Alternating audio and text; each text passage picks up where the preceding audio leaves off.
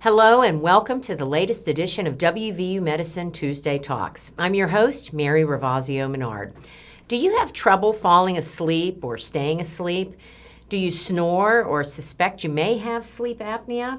Today we're talking about sleep disorders with Dr. Christopher Pham of the WVU Medicine Sleep Evaluation Center.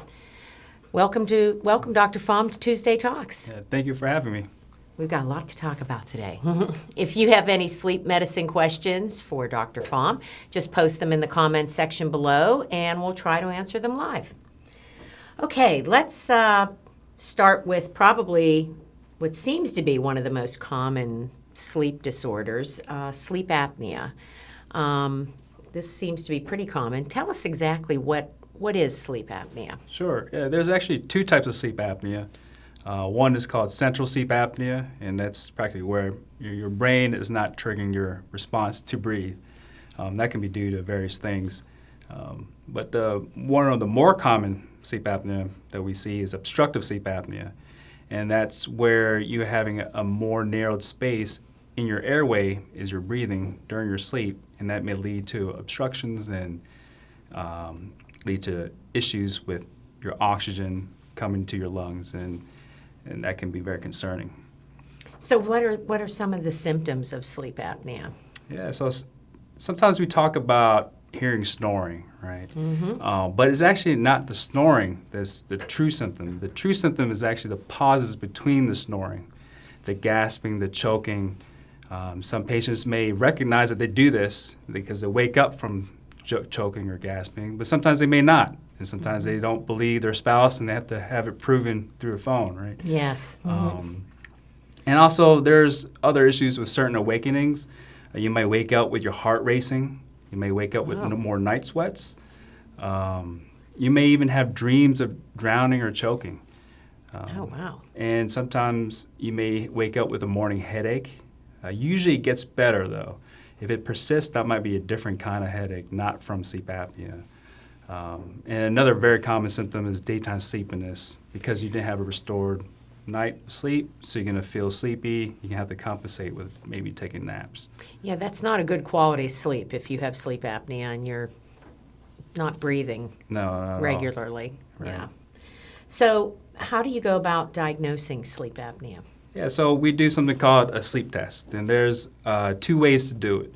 The gold standard traditional way is doing an in-lab study.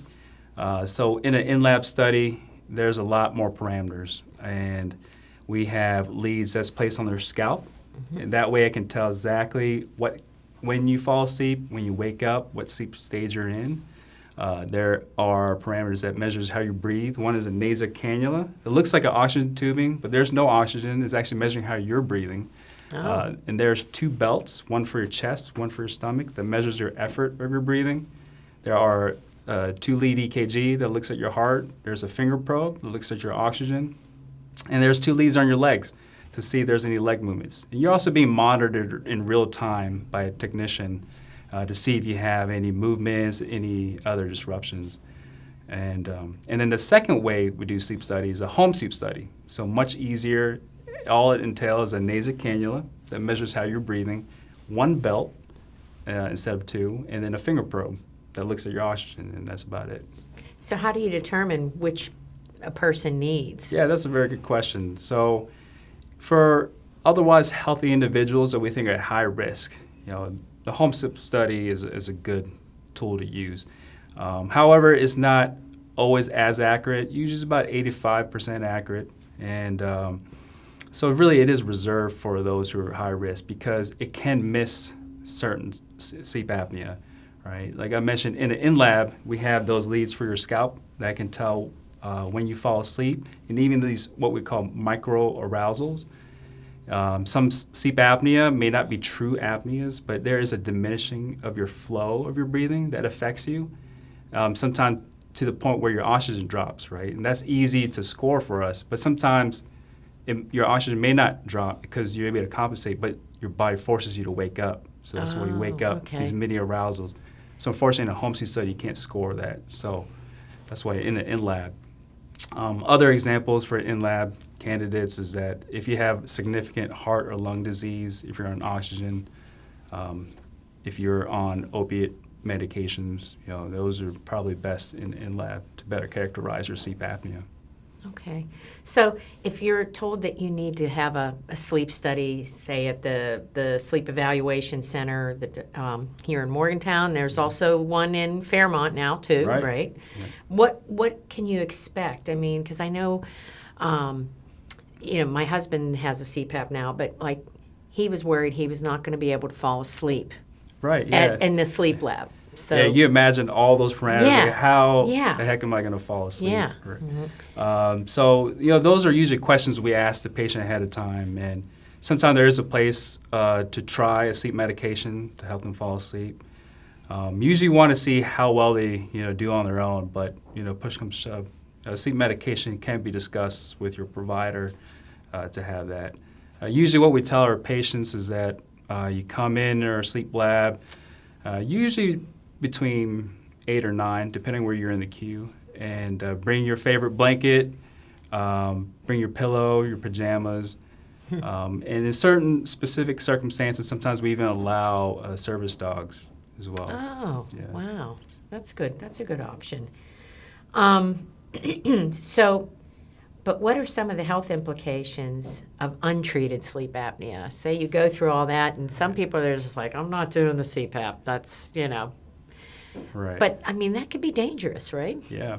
So, we talk about certain of the symptoms and obviously if you let it ride. So those with severe sleep apnea, we know there's a strong correlation with increased risk of stroke, heart attack, heart failure. There's some strong correlation data involving with diabetes, poor glucose control. And there's very good evidence to show that if you get that treated, especially for those who have an irregular heart rhythm, something called atrial fibrillation. Yeah. Those patients are going through a lot of medications, sometimes cardioversions, whether they get shocked to get in or using medication to get them back on rhythm. Well, the evidence has shown you get it controlled, you can actually reduce your risk of needing a cardioversion for it. Hypertension is very prominent in our society too. Yeah. And we recognize that uncontrolled sleep apnea makes your blood pressure much harder to control. Oh. It may not take away all the medications you need to be on, but it could reduce the amount you need to be on as well. Now, for the more mild cases, we don't know if it's that risk is truly as pronounced as those are in severe, but we can expect there is some consequences. I look at sleep apnea as like a spectrum, but there's other symptoms that we're worried about, such as the snoring, the disturbance to your wife or your husband. Yes. Right. So I always joke this about. I know. Yeah, right. I always joke about to my patients, we're treating you as much as we treat your wife. That's right. Or your husband. That's right. Big difference. So that's why there's some reason to get that treated. Sure. Well, we've got a question from one of our viewers that wants to know, we've been talking about the sleep studies. How many hours does the in-lab sleep study take? Yeah, so it's, once again, depending where you're in the queue, like I said, you come to their sleep lab roughly around 8 or 9 or so. And it usually takes their tech about an hour to get it all hooked up, and then we allow the patients to fall asleep roughly around between 9 and 10, right? And then usually they wake you up around 6:30 or so. Okay. It depends, once again. But technically in a sleep study, we only need 2 hours of sleep to kind of figure out, do you have sleep apnea or not. So, if you're worried about you can't fall asleep the whole night, like I said, if you get 2 hours, it's still a good glimpse of, whether you have it or not. You'll be able to see. Right. Yeah. Okay. And we have another question here. What if you're used to sleeping with white noise, like a fan or a sound machine? Can you bring it with you for the sleep study? Yeah, that's a good question. We actually do have a white noise machine for our patients. We do have a fan as well, so you don't need to bring yourself. Just let us know that that's something you'd like to sleep with, and we'll provide it for you. So once again, our sleep lab is very accommodating to our patients. Yeah, sounds like it. Okay, so this is how we figured out how you diagnose sleep apnea. So once it's diagnosed, how do you treat it? Yeah, so everybody knows about the dreaded, Bane mask called Yeah. a CPAP, right? They're not all like that, though. Correct. They're not They're all not. huge. That's Yeah, we've progressed in time Yeah. where technology actually works sometimes. yeah. So the way we treat it is the gold standard is a CPAP machine. Now, there's different types of CPAP machines as well. So what CPAP stands for is continuous positive airway pressure. So imagine it's a reverse technology of a vacuum cleaner, right? It blows air to pneumatically split your airway open so that you can deliver the oxygen appropriately into your lungs without any obstruction. It should resolve your snoring. And but once again, everybody has a different amount of settings they need to be on. So that pressure, whatever we figured for you, is one pressure that gets blown, whether you're breathing in or out. Now, there's another types of PAP device called BiPAP, and that's bilayered positive airway pressure. And so that actually breathes more like a person. It changes when you breathe in, there's a pressure, and then as you breathe out, it drops to another pressure, depending on how we set. Usually we determine that with a titration study, another in-lab study to figure those out. There's more advanced settings as well for different types of sleep apnea, different types of comorbid conditions that are involved, such as COPD or heart failure. So those are all things that is more to a PAP device rather than just CPAP as well. Is that for more severe cases, the BiPAP, or just a different kind of sleep apnea? Yeah, more a different kind of sleep Okay. apnea. Yeah. But I was surprised. I mean, when my husband got his, it was much small. It's really small. It's not what I thought it was going to be. right, yeah, the device itself is smaller than a shoebox, and then now there's so many different But kinds I mean, of like masks. the mask is really, Right. really small. Yeah. Yeah, and there's full face masks, there's nasal masks, there's even hybrid styles. So there's a lot more different styles out there than there was even just 10 years ago. Yeah. Yeah. Well, that's good to know too. Okay, so that's the CPAP treatment. Now, that's the gold standard, you said, but there are some alternative treatments. How else can you treat sleep apnea? Yeah, so one of the things we look at in a sleep study is is there a positional component? So if you sleep on your side, did your sleep apnea go away? And if it did, it only existed when you're on your back, that could be considered a therapy as well. There's actually positional devices Just out there. Sleep on your side. Right, yep, you sleep on your side. There's even, technically it's like a shirt and a tennis ball on your back can be an option. There's more expensive devices like a belt. There's even one where it kind of gives you a little shaking shock, like how you feel your vibration of your phone. If Yeah. you sleep on your back, forces you to sleep on your side. There is something called an oral appliance device, something that WVU dentistry actually does Okay. for some of our patients. And so the main idea behind it is that it's an acrylic molded mouthpiece that helps protrude your lower jaw forward. Pushes it. Yeah, so those cases are more probably in the mild category of sleep apnea that can be effective. Not so much in severe cases, but sometimes I've been surprised and has helped for that. It can still be considered for snoring alone, even if you don't have sleep apnea, to help with that. Another alternative option is surgery. So there's a lot of different types of surgeries out there. Yeah. We see a And- lot of them on TV. A lot of commercials Right. out right now. Right. Yeah. Yeah. One of the first treatments for sleep apnea was actually something called a uvulopalatopharyngoplasty, shaving mouthful. of your yeah. It is where you shave parts of your soft palate. Oh, wow. But those are reserved for certain candidates for it. There's even a surgery that called the mandibular maxillary advancement, where it dislocates your jaw and it kind of bring it forward, gives you a nice Brad Pitt chin. Yeah. A lot of people have done it for cosmetic reasons, not just for sleep apnea, but it's actually shown to help. Really? that. That's interesting. Yeah, but you must be a candidate for it, obviously. Yeah, yeah. And then now one of the hottest new, well, it has been around for a while, but is something called an Inspire device. So it's an implanted chip about like the size of a disc that's implanted to your chest wall. There's a guiding wire underneath your skin to the base of your tongue, and it wraps around the nerve of your tongue. It kind of sends a consistent charge to protrude your tongue forward. Now, before you can get that, you need to be evaluated by an ENT surgeon to see if you're a candidate for it.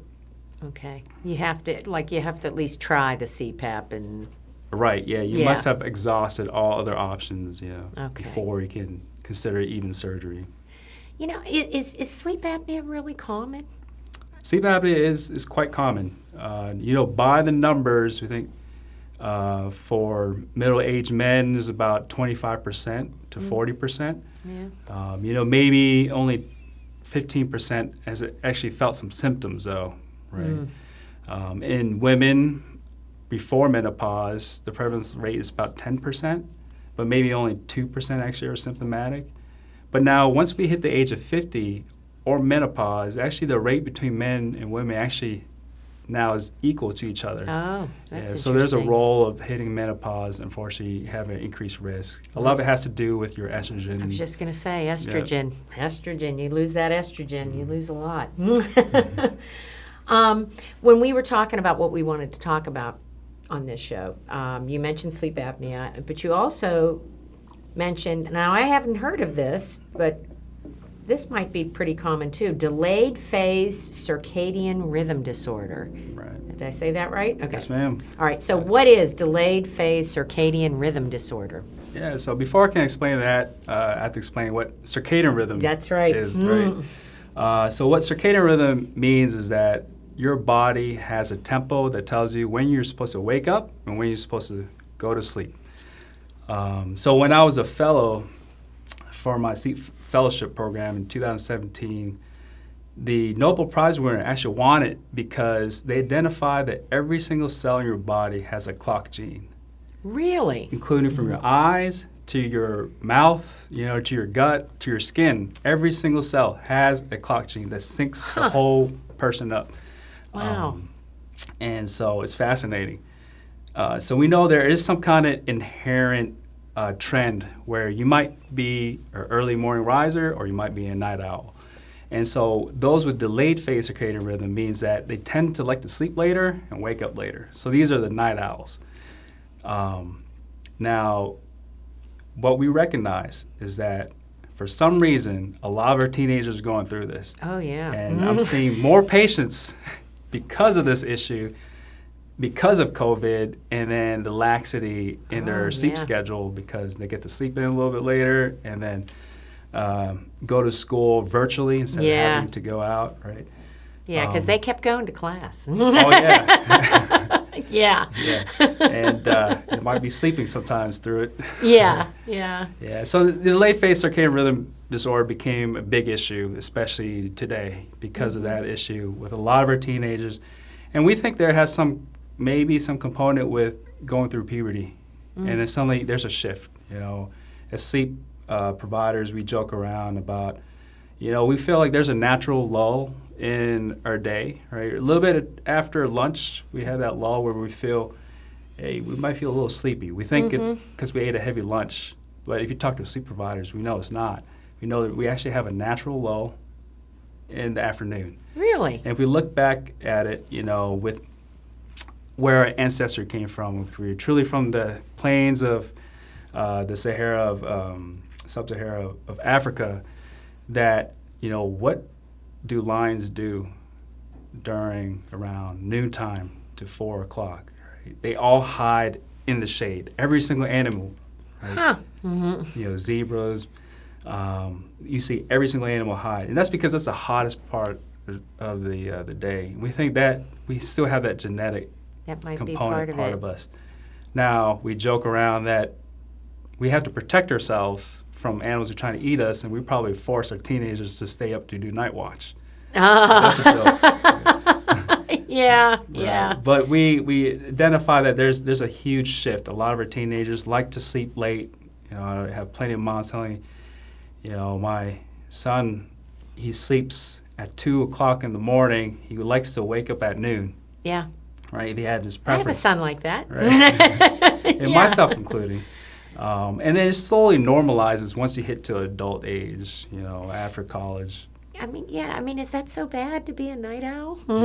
So, right, it's not a Like- disorder unless it's disturbing to your daily life. Okay. And that's where the disorder comes from. If your life allows you to sleep that way, you wake up feeling perfect, you still can function, go to school, go to work appropriately, then yeah, keep your circadian rhythm preference. Sleep within that time frame. Yeah. Yeah. You know, we talk about it's important to get a certain amount of hours of sleep. Mm-hmm. You know, it's important to get a good quality of sleep, but we forget to talk about you need to sleep at the right time that your body tells you to. Yeah, don't fight it, huh? Mm. So is there a special treatment for when you have somebody that's complaining that, their son has delayed phase circadian rhythm disorder? How do you There's some treat tactics. Yeah, so the number one thing I notice is that we can't control when we fall asleep, but we can control our alarms. Yes. So waking up at the same time every day, right? So there's a controversial issue with should I try to get back my sleep deprivation, a term called should I sleep bank or should I sleep recover? Yeah, catch up. Catch up on your sleep, or should I just keep it consistent? So that's still up in the air. But if I had to put my bet on it, it's probably you got to sleep a consistent. Yeah. Is probably more important. So waking up at the same time every day.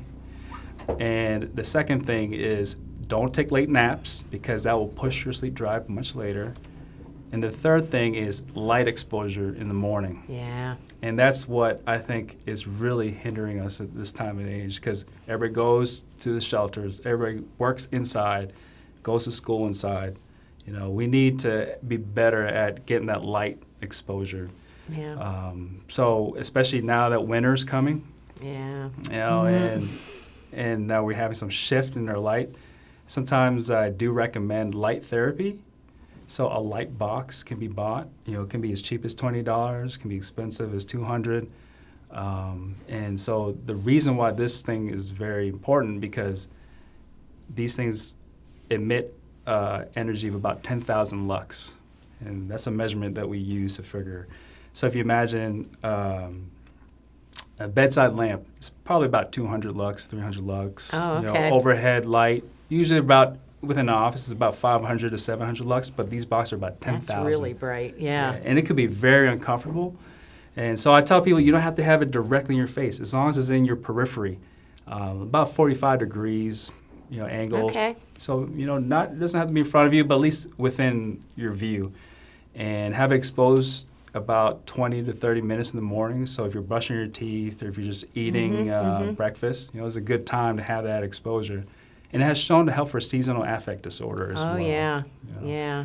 Yeah, we know there is a science to it that as the most potent wakeful marker is actually sunlight or light in general. As it hits your retina, it goes through a tract to your hypothalamus.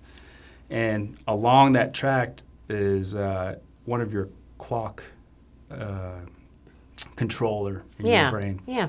And so that's why that light is very important and having it in the morning. And then the other side of that is you don't want people on their phones or their laptops or watching TV right before they're going to bed or while they're in bed for the very same reason. It's just the opposite. Exactly. You're giving light when you should have darkness. Yeah, scientists have identified that the blue light specifically suppresses your REM sleep. Your melatonin curve. Therefore, suppresses all your light, deep sleep, and REM sleep because your melatonin curve has been shut off because of this light. Now, the phone, what I thought was interesting, the Apple phone, the Droid phones have now like the blue light filter on it. Yeah. They even created blue light filter glasses as well. I've seen those, yeah. So that's something to consider.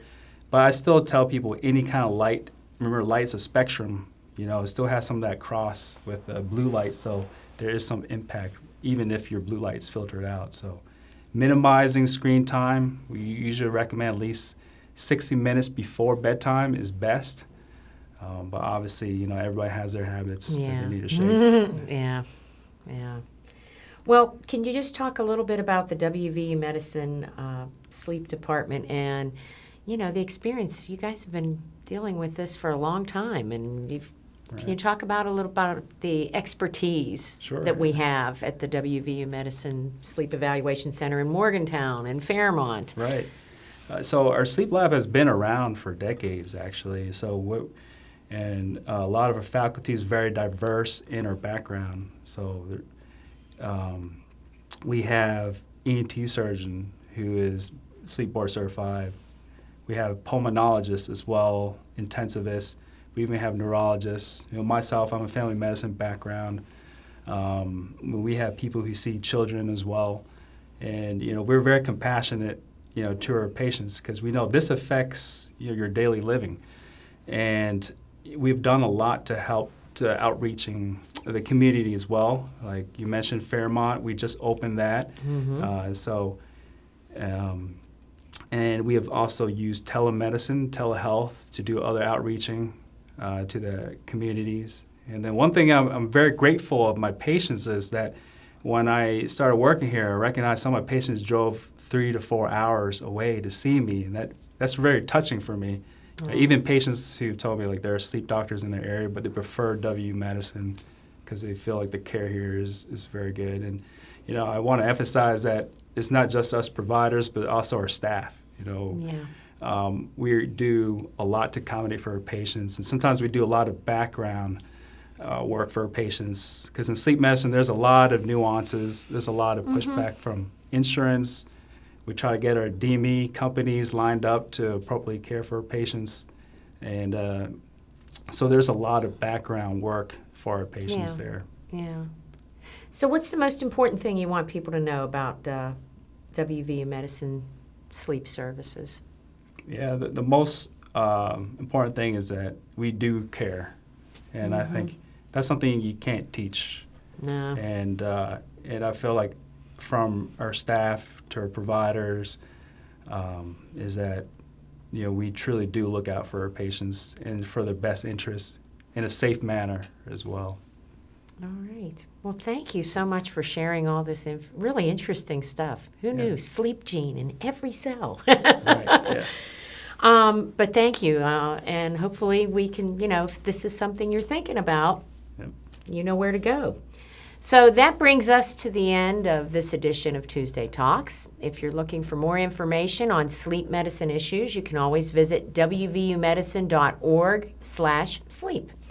And join us next week on Tuesday Talks when we'll talk about pain management with Dr. Richard Vaglienti of the WVU Medicine Center for Integrative Pain Management. I'm Mary Ravazio Menard, and on behalf of Dr. Pham and everyone at WVU Medicine, thanks for joining us and have a great day.